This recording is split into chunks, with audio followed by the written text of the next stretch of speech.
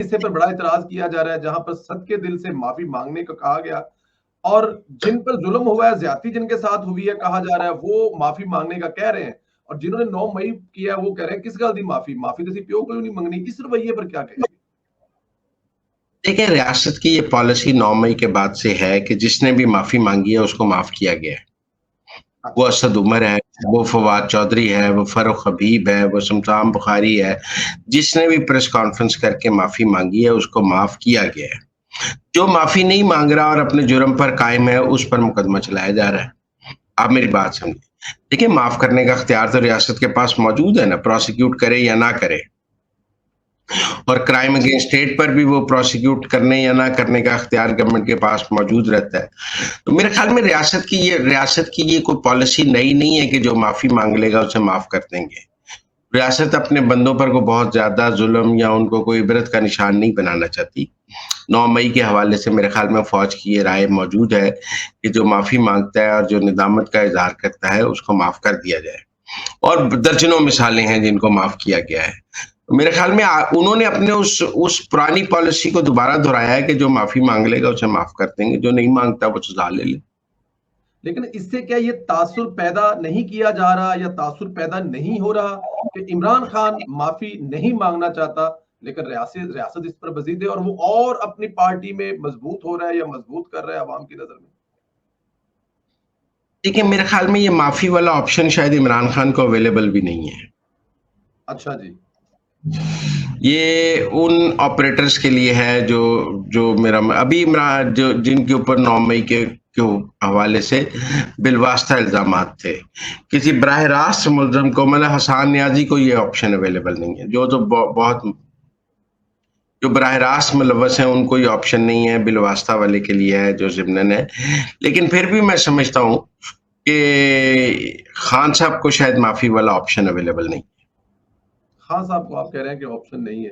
Sir, Gandapur के रवैये पर क्या कहेंगे? पहले वो मरकज से लड़ रहा था, अभी वो वहां पर जो गवर्नर आए हैं उनसे साथ लड़ाई कर रहा है, कह रहा है मैं गवर्नर होते कब्जा कर लूंगा, पेट्रोल के पैसे नहीं दूंगा, 2 कमरों तक महदूद कर दूंगा। तो क्या ऐसे 5 साल निकाल लेंगे गंडापुर साहब? निकाल लेंगे, ऐसी कौन सी बात। जाली से बदमाश है, कर तो कुछ नहीं रहे ना। पेट्रोल बंद कर दिया उन्होंने, 2 कमरे में बंद कर दिया। मेरा मतलब है, हमारे यहाँ लाहौर में होता है वो एक रंगबाज था ना, कहते मत्थे रंग देंगे, लाशां लटा देंगे, लाशां दियां लैना ला देंगे। ऐसे बड़े हमारे लाहौर में होते हैं ना, रंगबाज से बदमाश, किसी ने नहीं छड़ांगे, छोड़े ला देंगे। तो मोहल्ले में गंडापुर इज लाइक दिस। मेरा वाले करना क्या, कोर हेडक्वार्टर बजरिया पूरी कैबिनेट के साथ सजदा रेस थे कि हजूर बताएं कैसे चलानी है हुकूमत, हम आपके आगे सजदा रेस हैं। तो मेरे वाले इन्होंने लड़ने SIFC के इजलास में ऐसे जाते हैं जैसे बंदा उम्रे पे जाता है बावजू होके हराम बांध के। तो इन्होंने, मेरा मतलब है कि इन्होंने लड़ना है। छोड़ें आप, बस गुफ्तगू को एंजॉय किया करें संदेला साहब। कुछ चीजें फिल्म के अंदर, कुछ कैरेक्टर सिर्फ जो होते हैं वो आपकी तफरीह के लिए होते हैं, उनकी बातों को आपने सीरियस नहीं लेना। चले, एक करेक्टर और भी था, उसके पैरों के नीचे से जमीन खींच ली गई। शेर अफजल मरवत के साथ क्या हुआ? शेर अफजल मरवत जो है ना, वो अलीमा खान ग्रुप में थे, अच्छा। इसमें शिंदानी। अच्छा, ये 9 मई के बाद जो लोग बहुत ऊपर आए, जो अलीमा खान ने पार्टी टेक ओवर की, और जिन लोगों को देखे ना, ये गौहर यूब के मुखालिफ हैं, गंडापुर इनके मुखालिफ हैं, आप समझें। और ये अलीमा खान ग्रुप में थे। इसमें उमैर नियाजी साहब थे पंजाब से, वो भी मुकम्मल आउट हो गए हैं। शेर अफजल मरवत भी आउट हो गए हैं। तो अलीमा खान के जो लोग थे वो काफी हद तक आउट हो रहे हैं। एक तो इस लड़ाई को आप उस तनाजुर में जरूर देखें कि अलीमा खान को इमरान खान ने भी कहा है कि आप पार्टी में मुदाखलत ना करें, और उमैर नियाजी भी इसीलिए आउट हो गए हैं। और बहुत सारे पुराने लोग वापस भी आ रहे हैं PTI में, बिलखसूस पंजाब में, क्योंकि इमरान खान को बताया गया है कि PTI पंजाब बहुत कमजोर हो गई है। PTI KP में तो चलो चल पड़ी है, लेकिन PTI पंजाब में तो कोई भी नहीं है। कौन है पंजाब में? कोई लीडर ही नहीं है। लीडर ऑफ द ऑपोजिशन बनाने के लिए कोई बंदा नहीं है उनके पास पंजाब असेंबली में ऐसा जिसका कोई नाम हो। वो मियां असलम इकबाल साहब तो बहुत गारंटीज के साथ और बहुत जामनों को डालकर अपनी बेटी की शादी पर 3 घंटे के लिए आए थे और फिर वापस चले गए। हमाद अजहर भी गायब हैं। तो मेरे ख्याल में कुछ पंजाब की रीवैम्पिंग है। और शेर अफजल मरवत तो का तो कुछ और जा रहा है, लेकिन वो अलीमा खान ग्रुप की वजह से ये इसका शिकार हुए हैं। बिल्कुल ठीक है। तो क्या अब आउट हो जाएंगे? उनको तो पार्टी से आउट किया जा रहा है ऑलमोस्ट हर जगह से। नहीं, कानून के मुताबिक उनको एमएनए शिप से तो खत्म नहीं किया जा सकता। एमएनए को तो सिर्फ ये 2 बुनियादों पर निकाला जा सकता है। एक वो बजट पे पार्टी पॉलिसी के खिलाफ वोट दे, एक या अदम एतमाद या एतमाद के वोट में पार्टी। इन दो, अगर वो ये 2 वायलेशंस नहीं करते तो उनके डी सीट तो नहीं हो सकते। डी सीट नहीं हो सकते, लेकिन मंजर से गायब हो सकते हैं, मेन स्ट्रीम से गायब हो सकते हैं। लेकिन क्या अपने तौर पर कोई रिएक्शन देंगे? उनकी जो तबीयत है, जिस तरह का वो मतलब उनका रवैया है, पार्टी को मेरा ख्याल है खामोश हो जाएंगे। नहीं, खामोश हो जाएंगे। खामोश हो जाएंगे। ठीक है सर, ये 6 जजों वाला मामला, जो खत का मामला है, वो कहां तक जाएगा? अब तक की क्या कहानी है और आगे क्या होने वाला है सर इसमें? देखिए, इसमें कुछ सुप्रीम कोर्ट के जजेस की ये राय है कि जो 6 जजेस ने कहा है उस पर इंक्वायरी की कोई जरूरत नहीं, और आप मनोवन उस पर यकीन करके उस पर ऑर्डर पास कर दें। और कुछ जजों की राय है कि ये जो उन्होंने कहा है उसकी तहकीक और तफ्तीश होनी चाहिए, सिर्फ उनके कहने पर तो यकीन नहीं किया जा सकता। जबकि कुछ जजों का राय है कि कोई तहकीक तफ्तीश की जरूरत नहीं, बस हमें ऑर्डर पास कर देना चाहिए एजेंसियों के खिलाफ और फौज के खिलाफ। फौज का भी मौकफ है कि आपने जो इल्जाम लगाया है आप उसकी तहकीक तफ्तीश करें, उसको साबित करें पहले। तो काजी फायज ईसा की राय तो यही है कि तहकीक तफ्तीश के बगैर बात आगे नहीं चल सकती। लेकिन मेरा ख्याल है कोई दरमियानी रास्ता निकलेगा जिसमें ऑर्डर भी होगा और कोई ऐसा ऑर्डर भी नहीं होगा जो बहुत होगा। कोई दरमियानी रास्ता निकालने की कोशिश की जाएगी। दरमियानी रास्ता निकालने की कोशिश की जाएगी, लेकिन सर चहमगाइयां होती हैं कि जो किसी दौर में मिलिट्री एस्टेब्लिशमेंट को ताकतवर कहा जाता था, आहिस्ता आहिस्ता ये अदलिया एस्टेब्लिशमेंट बनती जा रही है। इस बारे में क्या है कि मतलब कि मजबूत होते जा रहे हैं ताकत? जी, जुडिशियल एस्टेब्लिशमेंट मार्ज वजूद में आ चुकी है और इस हकीकत से कोई इनकार नहीं कि पाकिस्तान में अब मिलिट्री एस्टेब्लिशमेंट के मुकाबले पे एक जुडिशियल एस्टेब्लिशमेंट मौजूद है। और ये जुडिशियल एस्टेब्लिशमेंट जो है, इसकी ये राय है कि मिलिट्री एस्टेब्लिशमेंट जो है वो हमारे जरिए अपने काम कराती है। हमें अपने काम कराने के लिए किसी की जरूरत नहीं है, हम तो ऑर्डर पास कर सकते हैं। हम जिसको सजा देना चाहें सजा दे सकते हैं, वजीर आजम निकाल सकते हैं, वजीर आजम रख सकते हैं, जो चाहें कर सकते हैं। तो मेरे ख्याल में ये मैं आपको एक बात बताता हूँ, एस्टेब्लिशमेंट की तारीफ ये है कि जो हुकूमत में ना होते हुए भी हुकूमत करना चाहे उसको एस्टेब्लिशमेंट कहते हैं। ठीक है ना, जो पीछे से बैठ के। अब आप बताएं, जो लाहौर हाई कोर्ट के जज साहब ने ये बाइक्स पे ऑर्डर दिया है, वो जुडिशियल एस्टेब्लिशमेंट है ना, वो हुकूमत के काम में मुदाखलत है ना। बिल्कुल, ठीक है ना? जैसे एस्टेब्लिशमेंट हुकूमत के काम में मुदाखलत करती है और हुकूमत को हुकूमत नहीं करने देती और उसमें अपनी मर्जी डालती है, वैसे ही जुडिशरी भी, जुडिशियल एस्टेब्लिशमेंट भी अब हुकूमत को हुकूमत नहीं करने देती और बीच में अपना लुच डाल दिया। अब जज साहब की ये राय है कि लाहौर की नहर पे जो लाइटें लगाई गई हैं वो अच्छी नहीं थी। अब हो सकता है जज साहब का टेस्ट ऐसा हो कि उन्हें वो लाइटें, वो कलर्स पसंद ना आए हों, और हो सकता है गवर्नमेंट का टेस्ट ऐसा हो कि उन्हें वो लाइटें और वो कलर्स पसंद आए हों। लेकिन क्या जज साहब की मर्जी की लाइटें नहर पे लगेंगी या हुकूमत की मर्जी की लाइटें लगेंगी? ठीक है ना, ये इख्तियार पाकिस्तान की अवाम ने लाहौर हाई कोर्ट के जज को दिया है कि उसकी मर्जी की लाइटें लगाई जाए, या हुकूमत पंजाब को दिया है कि उसकी मर्जी की लाइटें लगाई जाएं। अगर आप लड़कों को बाइक्स देंगे तो वो कॉलेजों के सामने जाके लड़कियों को छेड़ेंगे, ये इख्तियार भी जज साहब के पास है या हुकूमत के पास है? तो मेरे ख्याल में जब जज हुकूमत के मामलात में इंटरफेयर करते हैं और जज हुकूमत करने की कोशिश करते हैं तो वो एस्टेब्लिशमेंट बन गए हैं। जब जजों के अंदर ये तासुर हो जाता है कि वो हुकूमत से मजबूत हैं और वो हुकूमत है।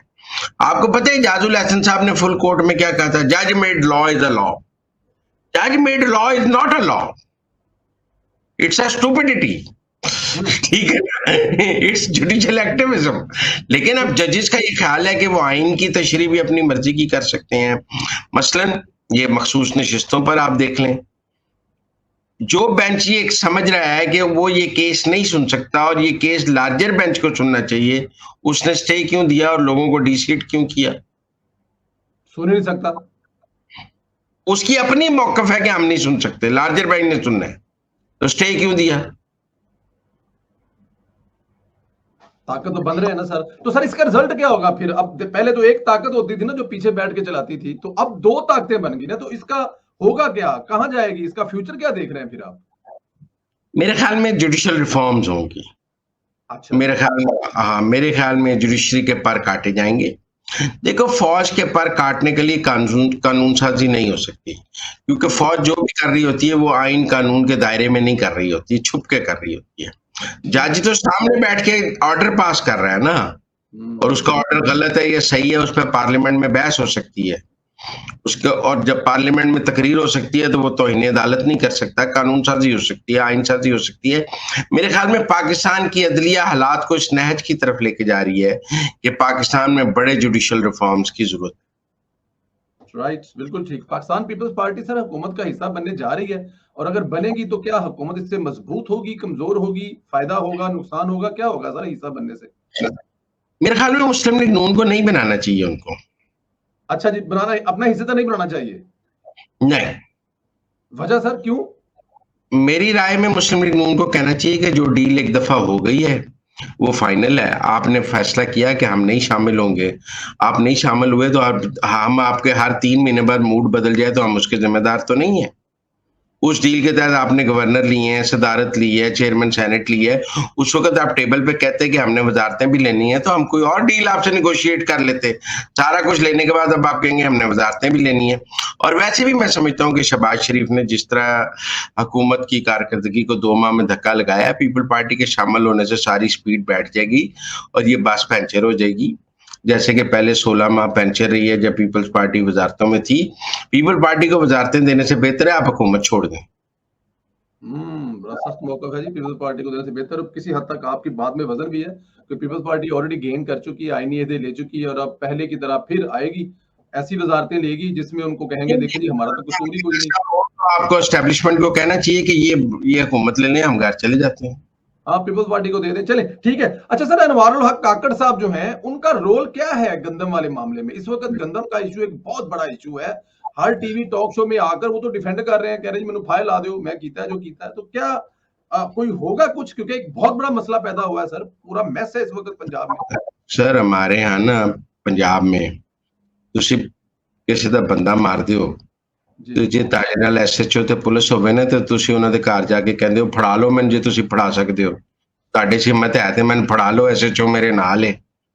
ਮੇਰਾ ਮਤਲਬ ਹੈ ਕਿ ਜੇ ਅਨਵਾਰੁल्लाह ਕਾਕੜ ਨੂੰ ਐਸਟੈਬਲਿਸ਼ਮੈਂਟ ਦੀ ਆਸ਼ੀਰਵਾਦ ਨਾ ਹੋਵੇ ਤੇ ਹੁਣ ਤੱਕ ਨੈਬ ਦੀ ਹਵਾਲਾਤ 'ਚ ਨਾ ਹੋਵੇ, 90 ਦਿਨ ਦਾ ਰਿਮਾਂਡ ਨਾ ਹੋ ਗਿਆ ਹੋਏ, ਹੱਥਕੜੀ ਲੱਗੀ ਹੋਏ, ਬਾਂਦਰ ਬਣਿਆ ਹੋਏ, एसएचओ नाले है, तो मेरा मतलब है तड़ियां ला रहे हैं कि मुझे पकड़ के दिखाओ। भी नहीं पकड़ सकते हैं, तुम फौज के एजेंट हो, तो फौज की वजह से आए थे, तो तुम्हें एक हासिल है, एक मुकद्दस गाय की हैसियत हासिल है, की कर ली है सी होता। लेकिन इस वक्त उन्होंने एक और बयान दाग दिया है कि एसएचओ साहब की एक्सटेंशन होनी चाहिए, अभी से बयान दिया, तो क्या एक्सटेंशन होगी अगर मैं गलत नहीं हूं तो? अगर जिनको आप एसएचओ कह रहे हैं सर, होगी एक्सटेंशन होगी सर? होगी। माहौल बनना शुरू हो गया सर? जी जी बिल्कुल ठीक है सर, माहौल भी बनना शुरू हो गया, चले ठीक हो गया। सर पंजाब में है, लाहौर में है, बत्तियां देख रहे हैं, रोटी सस्ती देख रहे हैं, बाइक्स देख रहे हैं, बच्चों का 5000 स्कूल जो है उनको इंटरनेट सैटेलाइट दिया जा रहा है, फील्ड हॉस्पिटल, डॉक्टर इन व्हील्स। मैं मतलब अगर मुझे 10 मिनट लग जाएंगे गिनाने में, 2 महीने में जो प्रोजेक्ट है पंजाब के, पंजाब की वज़ीर आला की कारकर्दगी के ऊपर क्या कहेंगे सर? 2 महीने की कारकर्दगी सर, कोई मैच नहीं है। मुराद अली शाह से, गंडापुर से, सरफराज बुख्ती से उनका कोई मैच नहीं है, बहुत आगे हैं। कई दफा कहते हैं ना कि नंबर 1 के बाद नंबर 2, नंबर 3, नंबर 4, नंबर 5 सब स्लॉट्स खाली हैं, और फिर दूसरा बंदा नंबर 20 पे खड़ा है। जिस तरह मरियम नवाज ने गवर्नमेंट को चलाया है 2 माह 1.5 माह, और जो उनकी परफॉर्मेंस है, अगर उन्हें 5 साल मिलते हैं तो ये पंजाब के लिए बहुत अच्छा होगा। और मैं समझता हूँ कि उनकी कारकर्दगी का जो सूरज है वो बिल्कुल चमकेगा भी और हर जुबान पर भी होगा। बिल्कुल ठीक है। सेहत के हवाले को काफी ज्यादा वो सीरियस ले रही हैं, क्योंकि कहा जाता था कि अस्पतालों की हालत बड़ी खराब है, वहां पर ये है, लेकिन वो अस्पतालों पे बोझ कम कर रही हैं। हर दूसरे दिन सेहत के हवाले से कोई ना कोई दुआएं फ्री, ऑन दी डोर, घर।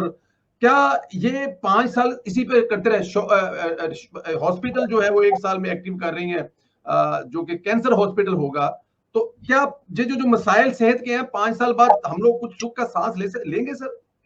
यकीनन बहुत रिवैम्प हो जाएगा। अगर आप सेहत के शोबे में 5 साल काम करेंगे तो बहुत बेहतरी आ जाएगी, और मैं समझता हूँ होना भी चाहिए। और एक नहीं कई अस्पताल बनने चाहिए। मैं आपको एक मिसाल देता हूँ, मेरी वालदा को कैंसर हो गया, जी तो एक टेस्ट है कैंसर का पेट स्कैन, ठीक। जिससे पूरे जिस्म में कहाँ कहाँ कैंसर है पूरे जिस्म का स्कैन है। आपको पता है हुकूमत पंजाब की पेट स्कैन की कोई मशीन ही नहीं है। ये मशीन सिर्फ शौकत खानम में है या इनमोल में है, और 50,000 रुपए का टेस्ट है। टाइम नहीं मिलता क्योंकि मशीन पंजाब गवर्नमेंट के किसी हॉस्पिटल में ये मशीन ही नहीं है।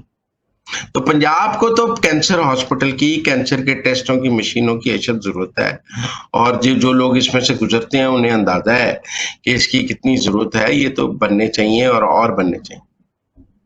और बनने चाहिए। सऊदी वली अहद का दौरा सर कुछ लंबा हो गया है, आगे चला गया है, क्या वजह बनी सर? दौरे की कोई डेट तो आई नहीं थी। मतलब आप भी तो पीटीआई के प्रोपेगेंडे का संदल्ला सब शिकार ना हो जाया करें। आप पर भी उसका असर हो जाता है कि आपने, मतलब कोई डेट अनाउंस हुई थी दौरे की? एक तो कोई ऑफिशियली डेट अनाउंस नहीं हुई थी, तो फिर आगे जाने का क्या सवाल हुआ? मतलब आगे जाने का तो तब सवाल है जब एक डेट अनाउंस हुई हो और वो फिर पोस्टपोन हो। तो आप बराए मेहरबानी बहुत ज्यादा पीटीआई के ट्रोलिंग को ना दिखा करें, फिर आपका उस पर असर हो जाता है। और दूसरा ये है कि मेरे ख्याल में वो एग्रीमेंट्स पे काम हो रहा है। हमारे बाबू बहुत नालायक हैं। जब सऊदी अरब वाले आए तो उनके साथ मैकेंजी और दुनिया की बेहतरीन कंसल्टेंट फर्म्स थी। उन्होंने आपकी फिजिबिलिटी फर्म रिपोर्ट्स उनके आगे रखी, उन्होंने उठा के उनमें से गलतियां निकाल दी। फिर हाँ, पाकिस्तान गवर्नमेंट ने भी सुना कोई इंटरनेशनल कंसल्टेंट्स हायर किए हैं, क्योंकि बिजनेस का मामला है। अब हम अपनी फिजिबिलिटीज और उन्हें पुट कर रहे हैं। मेरे ख्याल में और महीने में एग्रीमेंट्स हो जाएंगे, फिर वो आ जाएंगे। ठीक है, बिल्कुल ठीक है। ये असल